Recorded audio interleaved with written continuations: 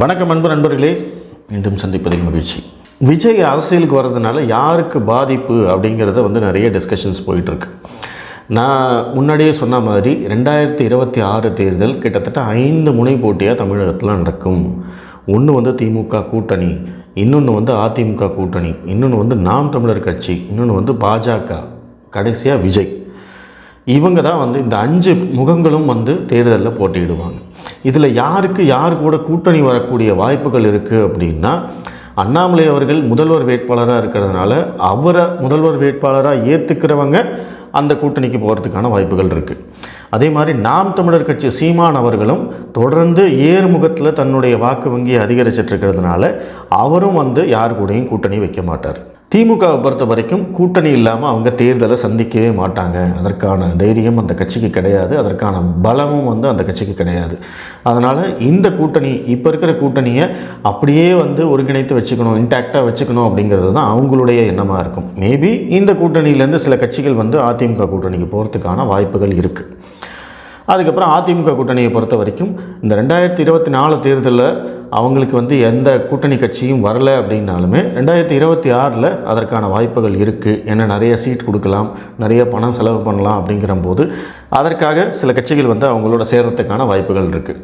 இதில் பார்த்திங்கன்னா யாருக்குமே கூட்டணி வைக்கிறதுக்கான வாய்ப்புகள் இல்லை. விஜய் முதல்ல ஒரு தேர்தல், சட்டப்பேரவை தேர்தலை சந்திக்கிற போது வரும் தேர்தலையே முதல்ல போட்டியிடுற தேர்தலையே கூட்டணியோடு வருவார் அப்படிங்கிறதுல நான் நம்பலை. ஏன்னா கண்டிப்பாக கூட்டணி இல்லாமல் தன்னுடைய பலம் என்ன, தன்னுடைய கட்சிக்கு எவ்வளோ வாக்கு சதவீதம் இருக்குது அப்படிங்கிறத சோதித்து பார்க்குறதுக்காவது பார்த்திங்கன்னா விஜய் அவர்கள் முதல் தேர்தலில் தனித்து தான் போட்டியிடணும்.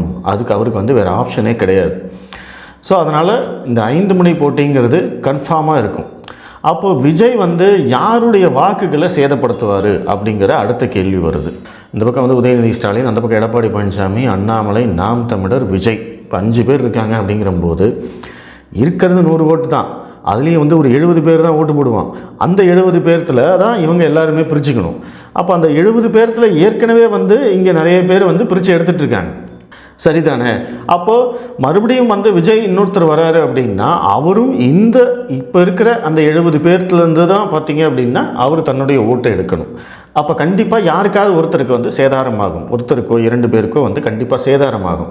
அப்போ அது யாருக்கு அப்படிங்கிற அந்த டிஸ்கஷன்ஸ் தொடர்ந்து போயிட்டே இருக்குது. ஸோ அப்போ விஜய்க்கு யாருடைய வாக்குகளை அவரால் எடுக்க முடியும் அப்படிங்கிறத நம்ம பார்க்கணும். ஏற்கனவே ட்ரெடிஷனலாக காலங்காலமாக தங்களுடைய வாக்கு வங்கி அப்படின்னு உருவாக்கி வச்சுருக்கிற கட்சிகள்னு பார்த்திங்க அப்படின்னா அது திமுகவும் அதிமுகவும் மட்டும்தான். அண்ணாமலை தவிர மீதி எல்லாருமே பார்த்திங்க அப்படின்னா இந்த சினிமா பின்புலம் கொண்டவங்க தான். இப்போ எடப்பாடி பழனிசாமிக்கு அதிமுக அப்படிங்கிற ஒரு கட்சி இருந்தது. அவர் தான் முதல்வராக நின்று தேர்தலை சந்தித்து அவர் முதல்வராகலை. ஏற்கனவே அதிமுக ஜெயிச்சிருச்சு, அந்த இடத்துல இவர் முதல்வரானாரே தவிர அவருடைய தனிப்பட்ட பலம் அப்படிங்கிறது அதில் எதுவுமே கிடையாது. இப்போ இன்றைக்கி உதயநிதி வந்திருக்காரு அப்படின்னா அவரையும் எப்படி மக்கள் மத்தியில் கொண்டு போகிறது அப்படிங்கிறத யோசித்து அவரை வச்சு சினிமாக்கள் எடுத்து அதை பிரபலப்படுத்தி அதுக்கப்புறம் தான் அவரை அரசியலில் இறக்கியிருக்காங்க. இன்றைக்கி உதயநிதி ஸ்டாலின் அப்படின்னா தமிழகத்தில் இருக்கிற எல்லாருக்குமே அவருடைய முகம் தெரியும். அப்படின்னா அதற்கான காரணம் என்ன? சினிமா. இப்போ அதே தான் நாம் தமிழர் சீமான் எடுத்துக்கிட்டிங்க அப்படின்னாலுமே அவரும் சினிமா துறையிலேருந்து, கலைத்துறையிலேருந்து வந்தவர் தான். அப்போ விஜயும் பார்த்திங்கன்னா அதே சினிமா துறை தான். விஜய் தெரியாமல் யாருமே தமிழ்நாட்டில் இருக்க போகிறது கிடையாது. ஆனால் இங்கே அண்ணாமலை அவர்கள் தான் தனியாக நிற்கிறார். ஸோ இப்போ விஜய்க்கு இருக்கக்கூடிய ஆப்ஷன் என்ன அப்படின்னு கேட்டிங்கன்னா, பாஜகவுக்கு ஆல்ரெடி ஓட்டு வங்கி ரொம்ப குறைவான சதவீதம் தான். இன்றைய அரசியல் பார்வையாளர்கள் என்ன சொல்கிறாங்க, இன்றைக்கி தேதிக்கு பாஜகவுக்கு ஒரு 10 to 12% இருக்கலாங்க, அதுக்கு மேலே இருக்கிறதுக்கு வாய்ப்பு இல்லை அப்படின்னு சொல்கிறாங்க. நாம் தமிழர் கட்சி எடுத்துக்கிட்டிங்க அப்படின்னாலுமே கடந்த சட்டப்பேரவை தேர்தலில் 8% ஓட்டு வாங்கியிருக்காங்க. ஸோ இந்த நாடாளுமன்ற தேர்தலில் அவங்களுடைய வாக்கு எப்படி ஆகும் அப்படிங்கிறது தெரியாது. ஏன்னா நடக்க போகிறது பிரதமர் யார் அப்படிங்கிறதுக்கான தேர்தல். ஸோ அங்கேயும் ரொம்ப குறைவாக தான் இருக்குது. அதுவே நீங்கள் திமுகவையும் அதிமுகவையும் எடுத்துக்கிட்டிங்கன்னா திமுக கூட்டணிக்கு கிட்டத்தட்ட ஒரு 35% 40% வாக்குகள் இருக்குது. அதிமுக கூட்டணி இப்போது எடப்பாடி பழனிசாமி மட்டும்தான் தலைமை அப்படிங்கிற விதத்தில் அவருடைய வாக்கு வங்கி குறைஞ்சிருக்கு அப்படின்னு சொன்னாலுமே எங்களுக்கும் வந்து 30% வாக்குகள் இருக்குது அப்படின்னு அவங்க கிளைம் பண்ணுறாங்க. அப்போ விஜய் வந்து தன்னுடைய கட்சிக்காக வாக்குகளை எடுக்கணும் அப்படின்னா இங்கே வந்து ஒன்று திமுக கூட்டணியிலேருந்து கை வச்சு எடுக்கணும், இல்லை அதிமுக கூட்டணியிலேருந்து கை வச்சு எடுக்கணும். ஸோ இதை வந்து விஜயால் செய்ய முடியுமா அப்படிங்கிறது தான் நம்ம அடுத்து பார்க்க போகிறோம். அதிமுக கூட்டணியிலேருந்தும் திமுக கூட்டணியிலேருந்தும் தனக்கு தேவையான அந்த வாக்கு வங்கியை தன்னுடைய ஷேரை அப்படியே கட் பண்ணி எடுக்க முடியுமா அப்படிங்கிறது தான் நம்ம பார்க்கணும். விஜய் வந்து இதுக்கு வந்து ரொம்ப முன்னாடியே தயாராகிட்டாருங்க. இந்த அதிமுக கூட்டணியோடைய வாக்கு வங்கியை அவர் எடுக்கணும் அப்படிங்கிறதுக்காக அவர் வந்து கிட்டத்தட்ட ஜெயலலிதா அவர்கள் உயிரோடு இருந்த போதிலிருந்தே அவர் தயாராகிட்டார். அப்போ இருந்தே வந்து அவர் எம்ஜிஆரை கையில் எடுக்க ஆரம்பித்தார். தன்னுடைய படங்களில் வந்து பார்த்திங்க அப்படின்னா எம்ஜிஆர் ரெஃபரன்ஸ் சீனு ப்ளஸ் எம்ஜிஆருடைய அந்த பாடி லாங்குவேஜ் கொண்டு வர்றது, அவருடைய மேனரிசம்ஸ் பண்ணுறது, இதெல்லாம் வந்து நிறைய பண்ணியிருக்கார். இன்ஃபேக்ட் வந்து இந்த விஷயம் தெரிஞ்சு தான் வந்து இந்த தலைவா அப்படிங்கிற அந்த படம் வரும்போது ஜெயலலிதா அவர்கள் பிரச்சனை பண்ணாங்க அப்படிங்கிறதும் வந்து ஒரு டாக் இருக்குது. அதை பற்றி நான் ஏற்கனவே வந்து விரிவாக ஒரு வீடியோ போட்டிருக்கேன். அந்த தலைவா பட பிரச்சனைக்கு அப்புறமா ஜெயலலிதா அவர்கள் இறந்து போகிற வரைக்கும் அவர் வந்து அவருடைய படங்களில் எம்ஜிஆர் ரெஃபரன்ஸோ மற்ற எந்த விதமான அரசியல் குறியீடோ எதுவுமே இல்லை. அந்த டைமில் பார்த்தீங்க அப்படின்னா அந்த கத்தி, நண்பன், துப்பாக்கி இந்த படம்லாம் அந்த டைமில் தான் வந்தது. ஜெயலலிதா அவர்கள் மறைவுக்கு அப்புறம் வந்த முதல் படம் பார்த்திங்க அப்படின்னா பைரவா. அந்த பைரவா படத்தில் பார்த்திங்கன்னா உங்களுக்கு வந்து எம்ஜிஆருடைய ரெஃபரன்ஸ் இருக்கும். எம்ஜிஆர் மாதிரியே ஒரு டான்ஸ் ஆடிட்டு உள்ளே போவார், அதே மாதிரி டைலாக்கெல்லாம் வந்து பேசுவார். அதுலேருந்து இப்போ வரைக்கும் எடுத்துக்கிட்டிங்கன்னா அவருடைய ஒவ்வொரு படத்துலேயும் வந்து எம்ஜிஆர் ரெஃபரன்ஸ் காட்சிகளை தொடர்ந்து எடுத்துகிட்டே இருக்கார். விஜய் வந்து தன்னை நிலைநிறுத்திக்கிறதுக்காக ஆரம்பத்தில் வந்து ரஜினி பட ரெஃபரன்ஸ் எல்லாம் பயன்படுத்தினார் அப்படிங்கிறது நம்மளுக்கு நல்லாவே தெரியும். ஆனால் ஒன்ஸ் அவர் அரசியலுக்கு வரணும்னு முடிவு பண்ணதுக்கப்புறமா பார்த்தீங்கன்னா கடந்த 10 வருடங்களாகவே அவர் இதற்கான முயற்சியில் இருக்கார், இதற்கான ப்ரிப்பரேஷனில் இருக்கார் அப்படிங்கிறத நம்ம பார்க்குறோம். ஸோ இந்த எம்ஜிஆர் ரெஃபரன்ஸ் காட்சிகள், இந்த அவருடைய மேனரிசம் பண்ணுறது, இது எல்லாமே வந்து தேர்தல் சமயத்தில் என்ன ஆகும், இதெல்லாம் தொடர்ந்து வந்து எடுத்து சோஷியல் மீடியாவில் வந்து பிரச்சாரம் பண்ணுவாங்க. அவருடைய பிரச்சாரத்துக்கு வந்து இது யூஸ் ஆகும். அப்படி பிரச்சாரத்துக்கு யூஸ் ஆகிற போது என்ன அவருடைய அட்வான்டேஜ் அப்படின்னா, அதிமுகவுடைய கோர் ஓட் பேங்கர்ஸ் யார், இந்த இரட்டை இலை சின்னத்துக்கு ஓட்டு போடுறவங்க யார் அப்படின்னா பெரும்பாலும் பாமரர்கள், படிக்காதவர்கள், ஏழைகள், இவங்கெல்லாம் தான் வந்து பார்த்திங்கன்னா அதிமுகவுடைய கோர் ஓட் பேங்கர்ஸ். இப்போ இவங்கெல்லாம் வந்து எப்படி இரட்டை இலை சின்னத்துக்கு ஓட்டு போட்டாங்க அப்படின்னா எம்ஜிஆர் அப்படிங்கிற ஒரு முகம், அந்த முகம் சினிமாவிலேருந்து வந்தது. அவருக்காக வந்து உயிரையும் கொடுக்கக்கூடிய ரசிகர்கள் வந்து உருவானாங்க. அவங்க தான் அப்படியே வந்து எம்ஜிஆரை தேர்ந்தெடுத்து இரட்டை இலை சின்னத்துக்கு ஓட்டு போட்டாங்க.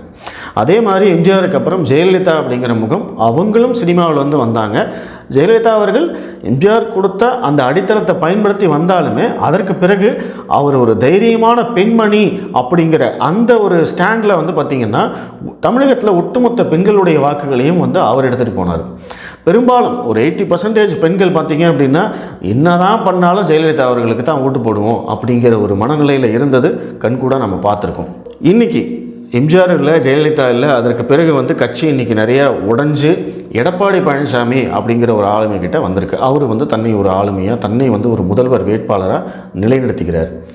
அப்படி இருக்கிறபோது இந்த சினிமா கவர்ச்சிக்காக ஓட்டு போட்டுட்டு இருந்த அந்த அதிமுக கோர் ஓட் பேங்கர்ஸ் இப்போ எடப்பாடி பழனிசாமிக்கு அவங்களுடைய ஓட்டை போடுவாங்களா அப்படிங்கிற கேள்வி வரும்.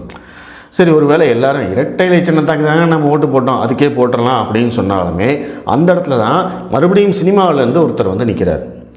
அவர் யாரை டார்கெட் பண்ணுறாரு? இவங்களை தான் டார்கெட் பண்ணுறாரு. இவங்க கிட்ட தான் போய் அவர் பேசுவார், இவங்க கிட்ட தான் வந்து ஓட்டு போடுங்க அப்படின்னு கேட்பார்.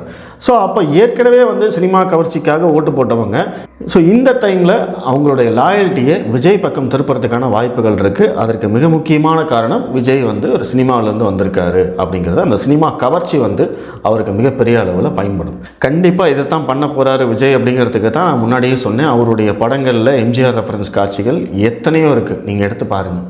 அவர் அரசியலுக்கு உள்ளே வரும்போதே தனக்கு யாருடைய ஓட்டு வேணும் அப்படிங்கிறதுக்கான ஒரு ஃபார்முலாவோடு தான் வந்திருக்காரு. அதை ஏற்கனவே அவர் செஞ்சே முடிச்சிட்டாரு அப்படிங்கிறது தான் உண்மை.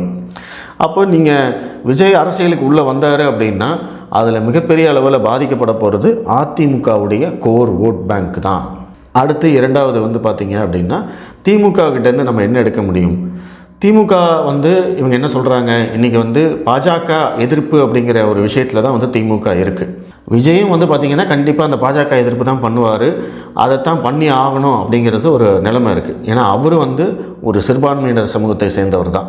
இந்த அடையாளம் வந்து நம்ம இப்போ சொன்னாலுமே தொடர்ந்து வந்து இந்த அடையாளம் அவருக்கு வந்து கண்டிப்பாக இருந்துகிட்டே தான் இருக்கும். திமுகவுக்கு வந்து பார்த்திங்க அப்படின்னா ஏற்கனவே ஒட்டுமொத்த சிறுபான்மை சமூகமும் வந்து திமுகவுக்கு தான் ஓட்டு போட்டுட்ருக்காங்க. ஸோ அந்த சிறுபான்மை சமூகத்தையுடைய வாக்குகளில் ஒரு கணிசமான ஒரு பகுதியை விஜய் எடுக்கிறதுக்கான வாய்ப்புகள் இருக்குது. ஏன்னா அவரும் வந்து பார்த்திங்கன்னா சிறுபான்மை சமூகத்தை சேர்ந்தவர், ப்ளஸ் எல்லோருக்கும் பொதுவானவர், நான் அனைவருக்கும் பொதுவானவர் அப்படிங்கிற அந்த ஒரு பிம்பத்தை தான் அவர் கொண்டு வருவார். எனக்கு வந்து மதம், சாதி, மதம் பேதம் இல்லை அப்படிங்கிற அந்த ஒரு விஷயத்தை முன்னிறுத்துவார். அப்படிங்கிற போது பார்த்திங்க அப்படின்னா இந்த திமுகவுக்கு போகக்கூடிய சிறுபான்மையினர் வாக்குகள்லேருந்து ஒரு கணிசமான ஒரு பர்சன்டேஜை கண்டிப்பாக விஜய் வந்து அவருடைய பக்கம் திருப்பறதுக்கான வாய்ப்புகள் இருக்குது. திமுகவுடைய கோர் ஓட் பேங்கர்ஸ் அப்படியே இருப்பாங்க. ஆனால் அந்த நியூ ஜென்ரேஷன்ஸ் ஓட்டர்ஸ் இருக்காங்க இல்லைங்களா, அந்த நியூ ஜென்ரேஷன் ஓட்டர்ஸ்க்கு வந்து பெரும்பாலும் வந்து ஒன்று அண்ணாமலை, இல்லை சீமான், இல்லை விஜய், இவங்க பக்கம்தான் பார்வையை திருப்புவாங்களே தவிர தப்பி தவறி கூட திமுக பக்கமும் அதிமுக பக்கமும் போக மாட்டார். ஸோ அந்த நியூ ஜென்ரேஷன் ஓட்டர்ஸோட கணிசமான வாக்கு வங்கியும் விஜய்க்கு கிடைக்கிறதுக்கான வாய்ப்புகள் இருக்குது. ஸோ விஜய் அரசியலுக்கு வந்தார் அப்படின்னா அதனுடைய பாதிப்பு வந்து ஒன்று அதிமுகவுக்கும் திமுகவுக்கும் மட்டும்தான் இருக்கும். ஏன்னா ஏற்கனவே அவங்கக்கிட்ட தான் வந்து ஒரு கணிசமான ஓட் ஷேர் இருக்குது. அதுலேருந்து தான் விஜய் எடுக்க முடியும். பாஜக கிட்டையும் நாம் தமிழர் கிட்டையும் பார்த்தீங்க அப்படின்னா 10% தான் அவங்களுடைய ஓட்டு வங்கியே இருக்குது. அப்போ அவங்கக்கிட்டேருந்து வந்து எவ்வளோ எடுக்க முடியும்? கொஞ்சம் ஒரு சட்டி நிறைய சோறு இருந்தால் அல்லுனா நிறையா வரும். ஏற்கனவே கம்மியாக இருக்கிற சட்டியில் நீங்கள் எவ்வளோ வரனாலும் கம்மியாக தானே வரும்.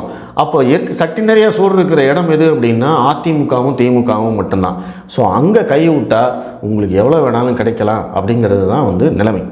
ஸோ கண்டிப்பாக விஜய் வந்து திமுகவையும் அதிமுகவையும் மட்டும்தான் டார்கெட் பண்ணுவார். அதற்கான வேலைகளை அவர் ஏற்கனவே பண்ணிட்டார் அப்படிங்கிறதையும் நான் உங்களுக்கு சொல்லிக்கிறேன். விஜயோட அரசியல் வரவை பற்றி மறுபடியும் பேசுவோம். இன்னும் நிறைய விஷயங்கள் இருக்குது. நன்றி.